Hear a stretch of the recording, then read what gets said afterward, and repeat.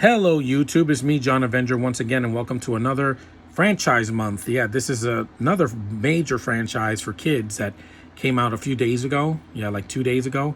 And I just saw it today, and I had a blast. I don't have the ticket for it. It's on my phone. But it's a 2024 American animated comedy produced by Warner Brothers. I mean, not Warner Brothers, my bad. Universal Pictures and Illumination. And it's the fourth movie after Despicable Me 3, the fourth main installment and the sixth overall in the franchise, Despicable Me 4. I love this movie. This was hilarious. Film was directed by Chris Renaud, co-directed by Patrick Deleg in his feature directorial debut, and produced by Chris Meledandri and Brett Hoffman, and written by Mike White and Ken Dario. It also stars, the voice talents, the people, the regulars, Steve Carell, Kristen Wiig, Pierre Coffin, and Miranda Cosgrove, Steve Coogan, etc. But there's some new voice actors here. You got Joey King as Poppy. I'll get to her. You got freaking what's his face? Will Ferrell as the villain. I love him. Maxime Lamal. You have Sofia Vergara, who's not good in the movie, but I wasn't expecting much from her.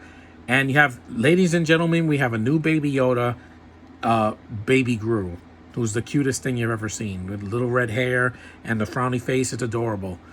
And Steve Colbert's in the movie. He's one of the guys that lives next to Gru when they have to move out. Well, I'm not going to say too much. I don't want to spoil too much. I'm just going to say the plot quick. In the film, Gru and his family are forced to relocate to a safe house to hide from Maxime Lemal, an old rival of Gru who seeks revenge with his girlfriend, Valentina. And yeah, the movie's doing really well. I'm glad it is because it's very funny. I laughed out loud in the theater. Lots of references, lots of good music, plenty of colorful animation, a lot of good ideas. When they turned the Minions into the X-Men or, the Fantastic Four or the Avengers, that was pretty fun. It's a nod on the superhero genre. See, it's not dead. And Farrell steals the movie. He's hilarious as this villain. I just, his French accent and over-the-topness and his sense of fashion is really cool. There's a lot of SNL alumni here. That's why the movie's so funny. You have Chloe Fineman as Patsy, Poppy's mother. She's an SNL actress. You have, Will Ferrell, Kristen Wiig. You got a lot of people from SNL here, and some of the writers are from SNL. That's why this worked, people. They got people that are actually funny to work on something that's funny for kids.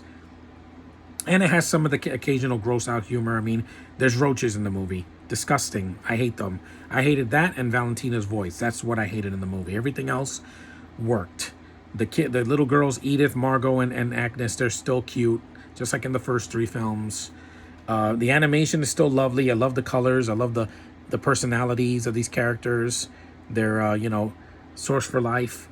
Dr. Nefario was a different voice, of course, because Russell Brand was replaced. But it's a cameo this time. Don't expect much from him. John DiMaggio is Carl, the AVL bus driver. He has a funny scene. You have some other voice actors in there.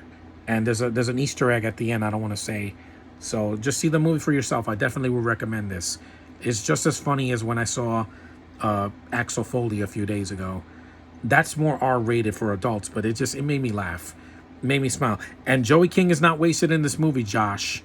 When you see this, she's not wasted. She's an aspiring supervillain, but she's not the villain of the movie. There's some scenes where she's creepy, hiding in the shadows, and then she kind of like blossoms at the end.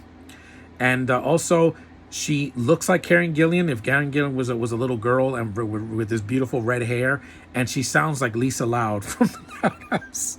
She has braces and she has a lisp, which I was like, yeah, Lisa Loud from either the cartoon or the live action movie and show. And that made me smile because I'm like, yeah, at least she has a gimmick.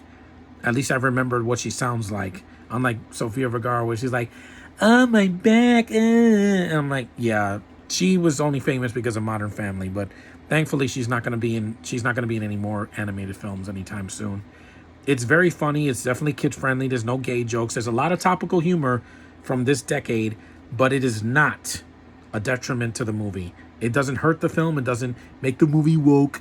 It makes the movie stand out. And it's not preachy like some of the things that Disney tried to do the last 10 years. It's not about race, gender, or sexual equality. It's about making people laugh and entertaining people. That's why kids' movies are made, to entertain, not to preach and not to beat it over your head. This movie didn't do that, and I'm glad. Just like the Mario movie last year. I love that movie the most because it made me laugh, and there was a lot of nostalgia, and the characters gelled with me, mostly. Except for Donkey Kong's voice, but again, that's here or there. But this was cute. I laughed, I smiled, it's very, very, very, very fun. And it's my second favorite of the franchise, easily, and easily in my top 10 of the year, because of how good it was and how funny it was. And it didn't talk down to the audience. Yes, it's a kids movie, but it knows what it is. And if you love the other films, this is definitely better than 3. It's my second favorite for a reason. It's going to be on Netflix. It's going to stream on Peacock for the first 4 months. Yeah, like every one of these movies. It's on Peacock, and then the next few months it'll be on Netflix, because that's what they do. Peacock gets it for a few months, and then Netflix gets it for any Universal movies. Who knew? But it's very funny. Yeah, it's projected to make 125 million. I hope it does. This deserves to be successful. You make people laugh and you entertain children. You're not hurting anybody. Anybody, no matter what you are or who you are. Just go with it. Just go and have a good time, and you'll be fine. Thanks for watching, guys. Acknowledge me, and I'll see you guys in the next review.